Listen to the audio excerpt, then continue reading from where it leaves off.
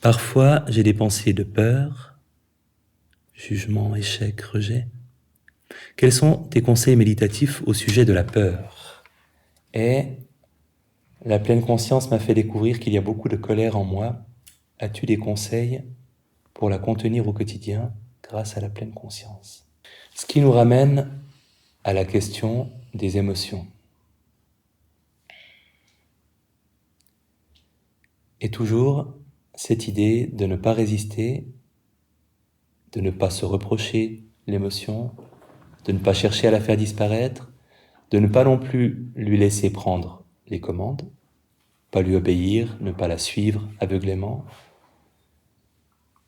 Mais cette troisième voie qui est celle de l'observer, et de l'observer de façon méditative, remarquant qu'elle va passer, qu'elle n'est pas nous, mais simplement un état qui va passer.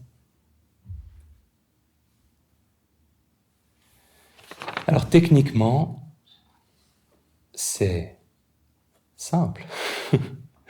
C'est la pratique qui est compliquée. La première chose qu'on fait avec une émotion, c'est qu'on prend conscience de sa manifestation dans le corps.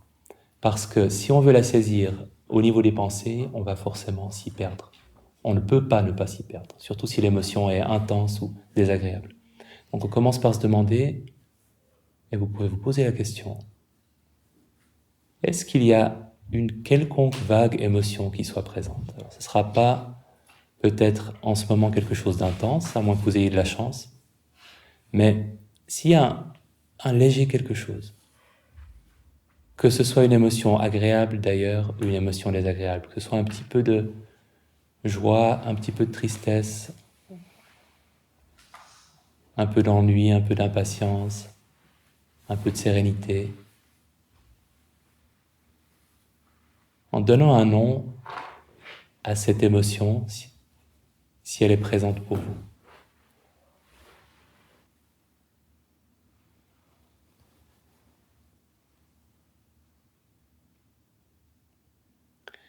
Ok, et de l'avoir nommé, c'est déjà une première étape pour être en position d'observateur.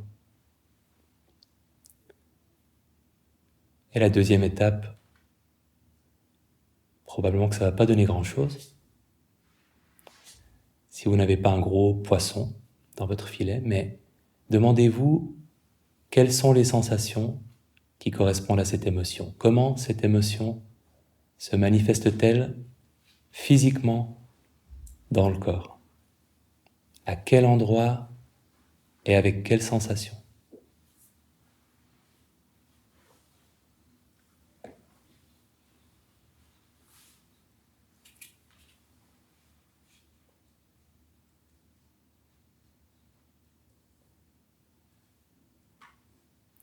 Ok. Et vous pouvez ouvrir les yeux. Je ne sais pas si vous avez eu la possibilité d'observer quelque chose. Moi, j'ai senti je ne sais pas comment appeler ça, une très légère, un très léger stress de la personne qui est en train de parler, qui pourrait dire des bêtises, qui pourrait répondre à côté à une question. Pas intense, mais présent, une activation liée à la situation dans laquelle je suis en ce moment. Et j'ai senti que physiquement, ça se manifestait surtout au niveau de mon visage, une espèce de légère contraction par ici, dans la mâchoire. Et à partir du moment où on a tourné notre attention vers le corps, on est en pleine conscience de l'émotion d'une manière qui va beaucoup nous aider à ne pas être submergé par elle. Parce que le corps ne rumine pas, donc toutes les ruminations cessent quand on se focalise sur ce qui se passe dans le corps. Et l'intéressant, c'est qu'ensuite elles reviennent. Donc si vous gardez conscience de ce qui se passe dans le corps en lien avec une émotion, et que vous faites de ces sensations physiques l'objet de votre méditation, après un petit moment, vous aurez peut-être une pensée ou une autre, une de ces pensées de rumination autour de l'émotion qui vont arriver. Et vous serez en position de remarquer ces pensées et de vous recentrer sur le corps. Et vous pouvez vivre toute cette émotion uniquement au travers de ce qui se passe physiquement. Et ne vous intéressez que le temps de les reconnaître aux pensées qui surviennent. C'est la façon la plus confortable de vivre une émotion désagréable. Maintenant, parfois, on ressent le besoin de s'éloigner de l'émotion, de porter notre attention sur autre chose. C'est pour ça que dans l'exercice qu'on fait sur le stress dans le cours, on commence par nommer l'émotion, ensuite on prend conscience des sensations dans le corps qui lui correspondent, et ensuite on se focalise sur la respiration un moment. Et parfois on ressent le besoin de penser à autre chose parce que l'émotion est intense et qu'elle continue de nous submerger, de dépasser notre capacité de l'observer en pleine conscience finalement, et on a besoin de penser à autre chose. Et dans ce cas-là, la respiration ou n'importe quel objet de méditation peuvent nous servir de distraction, mais une distraction consciente, pas une fuite ou un déni du fait qu'on est en train de vivre une émotion, mais un moyen de trouver du calme en pensant à autre chose. Et ensuite, on peut revenir à l'observation de la sensation et se demander si elle est toujours pareille, si elle a gagné en intensité, perdu en intensité. À partir du moment où on alterne entre des moments où on observe la sensation liée à l'émotion et des moments où on se centre sur la respiration, de toute façon, l'émotion va prendre une place beaucoup plus confortable, quelle que soit la facilité ou la difficulté qu'on ait à le faire. Et c'est vrai pour toutes les émotions. Pour vous donner un exemple concret, jeudi soir, j'ai dû me coucher très tard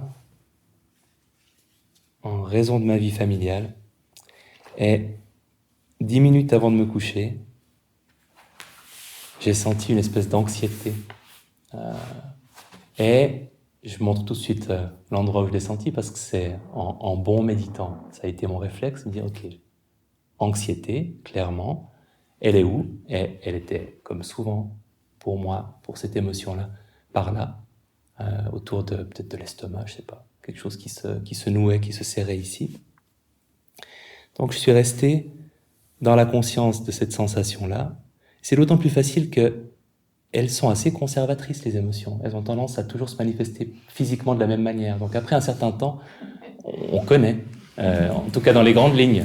On doit garder notre esprit du débutant, mais au moins la région où ça se produit, on peut plus ou moins rapidement l'identifier. Et je suis resté avec cette sensation qui était assez forte, et j'ai fait l'effort de me centrer uniquement sur la sensation et de laisser le blabla de côté. Seulement, après un certain temps, il y a une petite voix qui a dit « Dis donc, tu enseignes la méditation et t'es même pas capable de pas être anxieux à la veille de partir faire une retraite de 3 jours ?» Je me suis recentré sur les sensations liées à l'anxiété dans la région de l'estomac.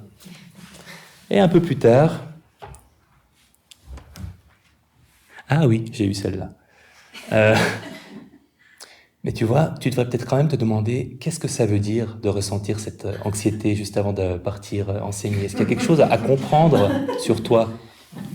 Je suis revenu aux sensations dans la région de l'estomac, qui continue à être assez intense. Et puis, après un petit moment, alors vraiment, je suis désolé de ce qui t'arrive. Ce serait vraiment moche si à cause de cette anxiété, je préfère pas te le dire, mais ça fait vraiment longtemps, ça fait plus d'une année que t'as pas eu d'insomnie, non? Si t'arrivais pas à t'endormir, ce serait en même temps un aveu d'échec, et peut-être que demain, tu serais même pas capable d'aligner 2 mots. Enfin, moi je te dis ça, c'est juste parce que je pense à toi. Et je n'invente rien. Tout est tiré de mon vécu. Et l'avantage, c'est que c'est profondément désagréable de ressentir ça, l'émotion, la sensation et ces voix stupides qui viennent nous dire des choses idiotes. Mais plus on les observe et moins on en est dupe. Et il y a vraiment, après un certain temps, pas forcément... souvent, il y a vraiment un changement dans l'intensité de l'émotion. Je dirais le plus souvent. Et le plus souvent même assez rapidement. Mais parfois, c'est pas le cas, et c'est ce qui m'est arrivé, parce que je pense qu'il fallait que je me mette au lit pour que ça puisse s'apaiser. C'est resté présent, mais j'étais dans un état ok, il y a de l'anxiété, elle est toujours là. Les petites voix s'étaient tues parce que je les avais identifiées et que je les prenais plus au sérieux de les avoir observées en tant que simple pensée. Et finalement, je pouvais être un Pierre anxieux, mais tranquille de l'être, autant qu'on puisse l'être, acceptant que cette anxiété faisait partie du jeu et qu'elle ferait partie du jeu encore un petit moment, et qu'elle n'était pas inadéquate compte tenu des circonstances, et que je pouvais être avec elle. Et c'est complètement différent quand on est dans cet état-là, avec une émotion, même si elle persiste, ou quand on est toujours en guerre contre elle. C'est pas aussi confortable que si elle avait disparu ou si elle s'était atténuée, mais ça reste tout à fait confortable. Et par la suite, elle a diminué. J'ai peu dormi parce que je me suis couché tard, mais je me suis endormi finalement assez rapidement euh,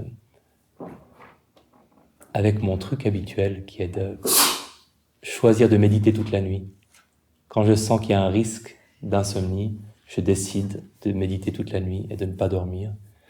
Euh, et même si je me trompe pas complètement moi-même, en tout cas, j'ai la conviction que de méditer toute la nuit serait pas tellement moins agréable que de dormir toute la nuit et me reposerait pas tellement moins. Et cette conviction-là me porte dans ces situations-là parce que je me dis, je ne médite pas pour m'endormir, je médite vraiment pour méditer. Et ça me permet de trouver un état de calme qui autorise le sommeil à s'installer. Donc voilà comment on peut vivre, en tout cas comment je peux vivre une émotion. Et c'est un assez bon exemple parce que elle n'est pas partie. Et on ne fait pas ça pour que les émotions partent, on le fait pour avoir un regard différent sur elles, qui nous permette de mieux coexister avec elles et qui ouvre la possibilité qu'elles s'atténuent plus vite. Et je prends un exemple où l'émotion est restée, mais pour beaucoup d'émotions dans la vie quotidienne, je trouve qu'elles s'évanouissent très vite une fois qu'on s'est penché dessus en pleine conscience. Typiquement les mouvements de colère ou de frustration, je trouve qu'ils durent souvent pas très longtemps dès qu'on a commencé à s'y intéresser de cette manière. Et plus vous le faites, plus vous aurez ces petits sourires, parce que si je me souviens assez bien, même très bien, de ce que les petites voix me racontaient, c'est parce qu'elles me l'ont déjà dit 100 000 fois dans des situations similaires. Et après un certain temps, on sait non seulement à quoi ressemble l'émotion, souvent physiquement, mais on sait aussi à peu près quel dialogue intérieur va nous arriver. Et mieux on le connaît, moins on se fait avoir, moins ça a d'impact sur nous.